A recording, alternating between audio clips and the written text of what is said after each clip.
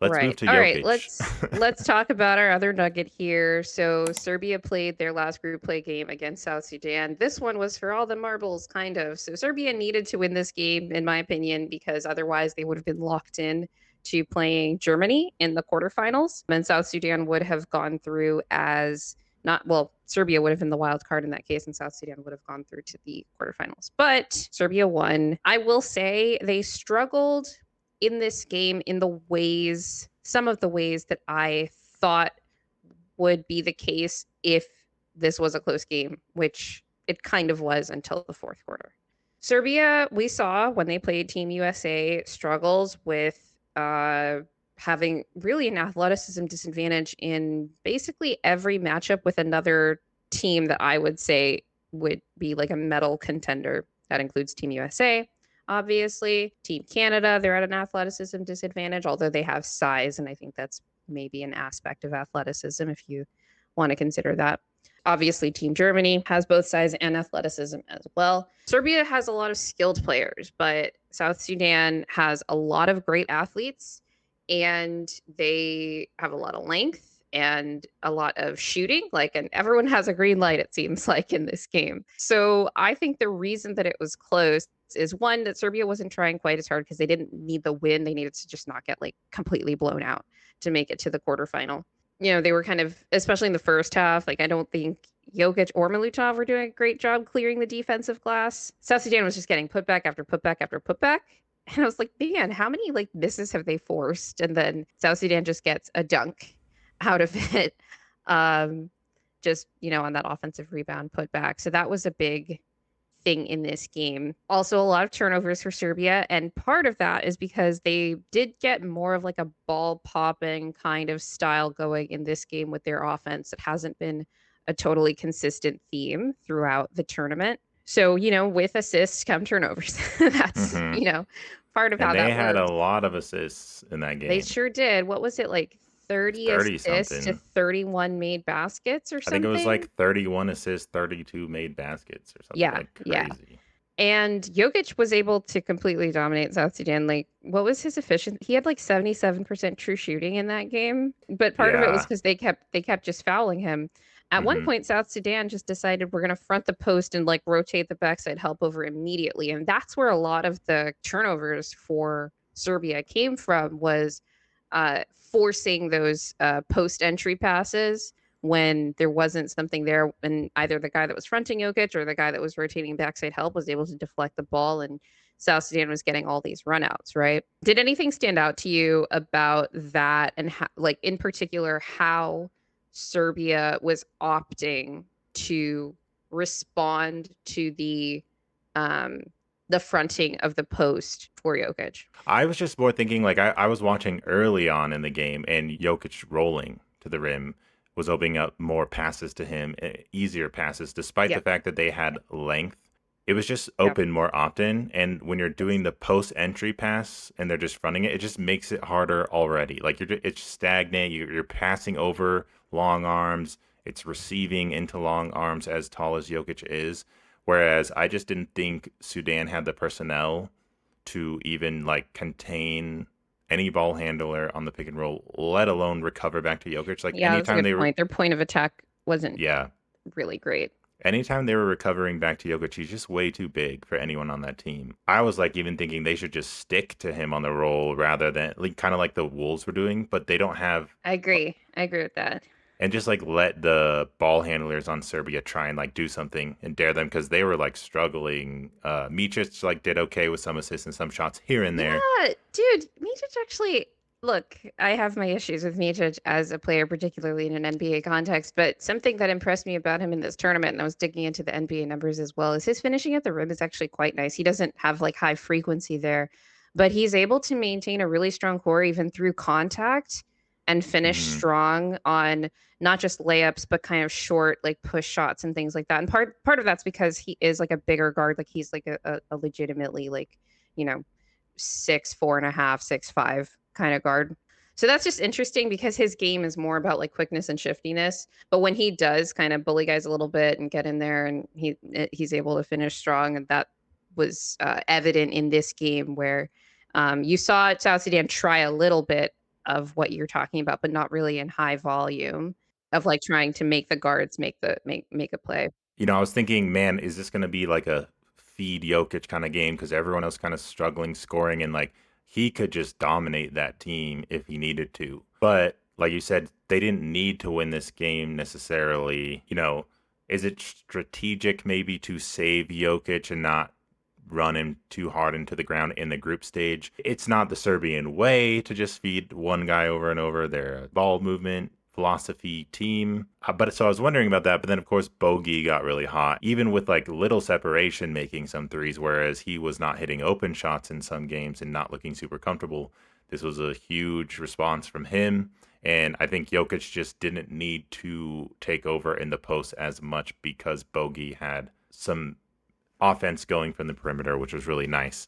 I thought it was funny that someone joked on Twitter that like South Sudan is going to be the basketball team that everyone's going to be trying to create in the future, like these tall, lengthy, athletic kind of ball handling players who can shoot from anywhere and like 5 out. And Jokic had to So, play at the like, everyone's gonna try to create basketball teams that have tall guys that can help on defense by virtue of their length and can also do things on offense. yeah, That is just a yeah. hot take, let me tell you. But But yeah, everyone that's wants kind that. of what is the deal with this team. Like you talk Yeah, about, especially the shooting. I really didn't expect South Sudan to be um they're like they've been a really like high volume 3-point shooting team, especially like yeah. everyone has a green light. I think there was only maybe one player that would sometimes like hesitate and try to just run a DHO whenever he got the ball, but everyone else basically had the green light to shoot if they've got that open shot. And that was something that was kind of plaguing Serbia in this game because their offense I thought looked pretty good for the most part in this game, even with Jokic off the floor. And I'll talk a little bit about why, because it was not because their half court offense was good. It was not. Yeah. Um, but whenever they did have a bad offensive possession, like South Sudan was pushing that ball up the Mm-hmm. floor, creating a numbers advantage and generating open three. And I swear every single time they did, that three was cashed. I'm looking at the percentages from that game. South Sudan shot 41% from three on 34 attempts, which is a good number. That's something that we've seen, not just in the Olympics, but also in some of the exhibition games and the qualifying tournaments where you have a team that's like, okay, we're at a little bit of a talent disadvantage. What are the other ways that we can try to, bump the numbers game, in our favor? This is a way that most teams that are not named Serbia are trying to create some kind of, March Madness style upset against Team USA is by trying to take more threes than they do. And when you're playing a team like Team USA, even Team Canada, pretty low volume 3-point shooting team, and Team Serbia, you can have at least that advantage on them and at least give yourself a chance. And they pretty much were until the fourth quarter, just kind of staying in this game slash like keeping it close, trying to take advantage of every mistake that Serbia made. But I don't think that their execution was like crisp enough to keep it up down the stretch. They are a team that sort of reminds me of, like you said, these tall, like lanky defenders. They're forcing a lot of turnovers and trying to push pace. They remind me of the New Orleans Pelicans, especially in that they lack a bunch of self creation outside of Carlik Jones, who was again cooking Mm-hmm. in this game. He was cooking, Team USA in that exhibition game that South Sudan almost won, and also just has been really good for South Sudan as their primary initiator, ball handler, and all of that. But outside of him, there's not a lot of great self creation or playmaking. So you end up with a pretty rough turnover picture. South Sudan ended up with, wow, Serbia had 17. Actually, South Sudan won the turnover game because Serbia had 17 turnovers. South Sudan only had 11, which is actually pretty good, but only 20 assists, which was rough. Some of that's just missed shots, but I think a lot of it is like not knowing exactly when to pass the ball either. Like I said, I think Yeah. they need more playmaking. But again, like that reminds me of the sort of New Orleans Pelicans formula, like Mm-hmm. you say, other teams that are trying to create this like, team all tall boys. Mm-hmm. Similar to what OKC is doing too, except they have like they just keep drafting these all NBA caliber players. So Yeah. they've, had a little bit more success in that particular regard. I mean, it reminds me of our last episode talking about Kevin Durant and random basketball versus set plays, especially like how you asked about teams that may be less talented and Yeah. how they approach that.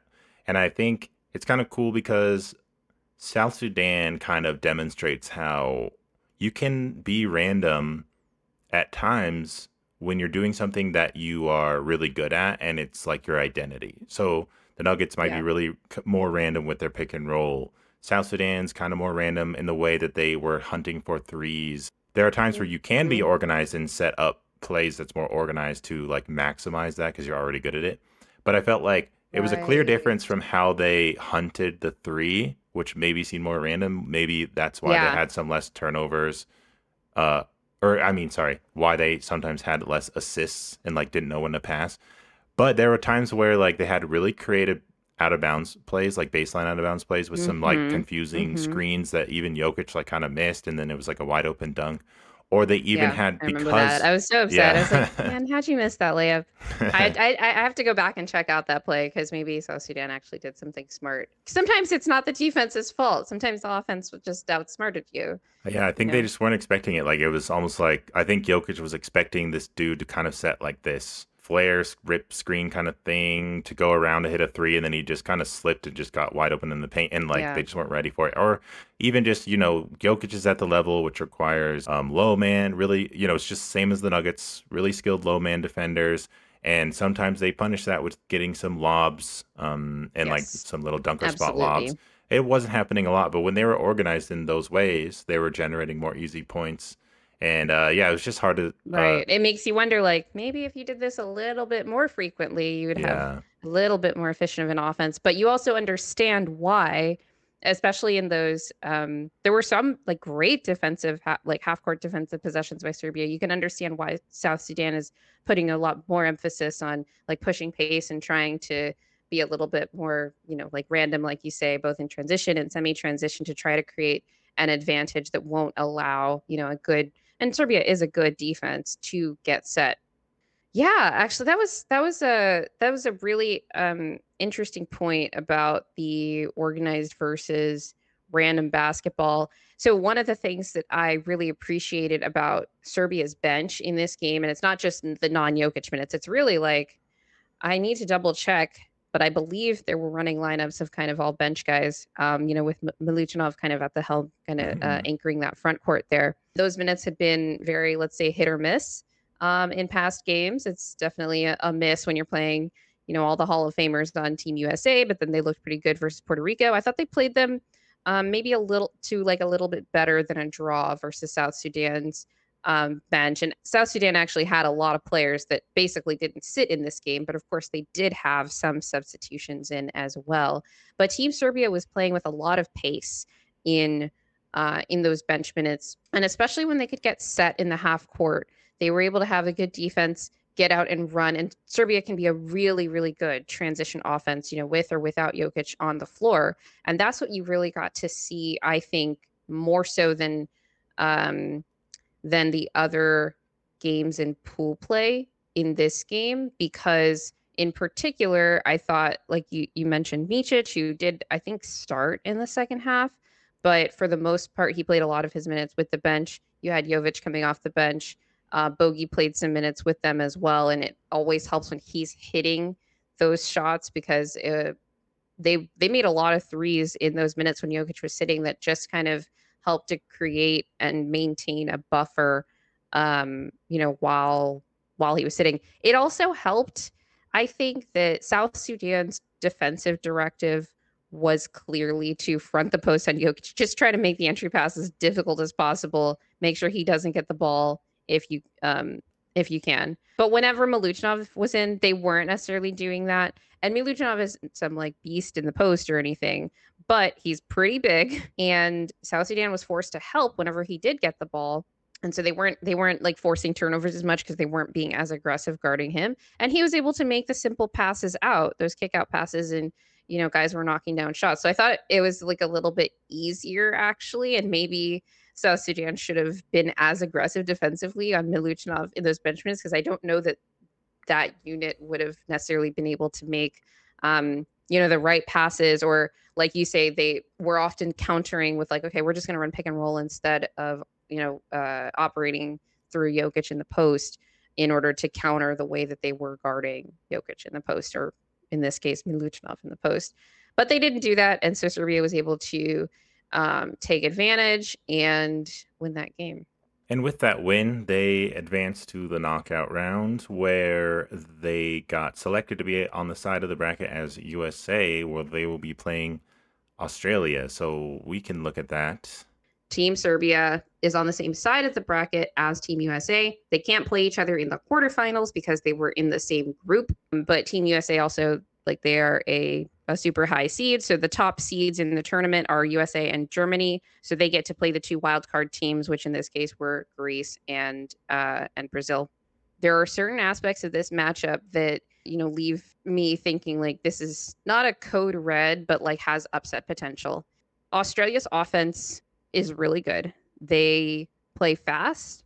They spread you out. They like to shoot a lot. They have Patty Mills. I was not impressed with the way that Team Serbia was guarding Australia for the most part when they played each other in exhibition play before the Olympics started. But and Serbia lost that game. It was close, though. Serbia lost that game, and they were missing a lot of players. So Yeah. Jokic played, but I believe Bogi was out. I believe Marinkovic was out. I'm not sure if Dobric played. Dobric is, I believe, starting for Serbia right now. So, you had Guduric, who I think, did fine in that role. But it also meant that everybody on the bench also had to move up a spot in the rotation, right? So that's just something to keep in mind for that matchup. And again, I wasn't impressed with the defense, particularly in transition. I thought like, okay, like Serbia needs, like, these guys need to get back. They need to get in formation because Australia loves to play fast. We've talked about this in our Olympic preview, how Josh Giddey, but not just Josh Giddey, puts a big emphasis on getting the ball up the floor as quickly as possible in every possession. And it's just how Australia plays, and it's a difficult style to guard, right? It's the same reason that like Serbia is a really good team when they do decide to play in transition, which they don't do with, high frequency like Australia does. But that's just something I would be wary of.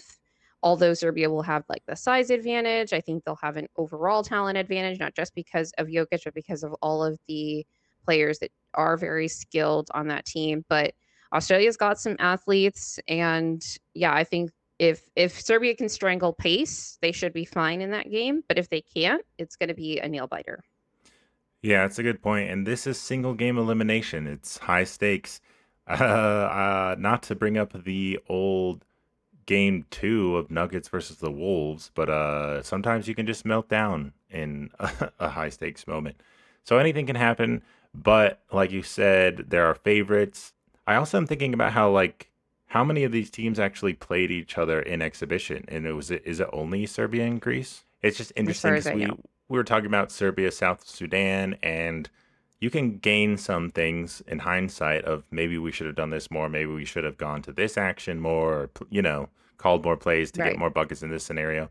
I don't know how much can really be gleaned from this exhibition game where they were missing players, but at least it's something. You can learn something and just you're more familiar. So it's kind of interesting that they played in exhibition, and they're both pretty good teams. It's not like Australia is horrible or anything, and they're getting outclassed. Now let's do our predictions. Mine is USA gold medal, Germany silver medal, and Serbia bronze. So Right. yeah, one of those top 4 teams is going to be left on the outs, at least one. USA in the gold. How about that for spicy? And then Canada silver medal, and then I'll go Serbia bronze. We're almost to 500 subscribers. So to those of you who've already Yay. subscribed, thank you so much.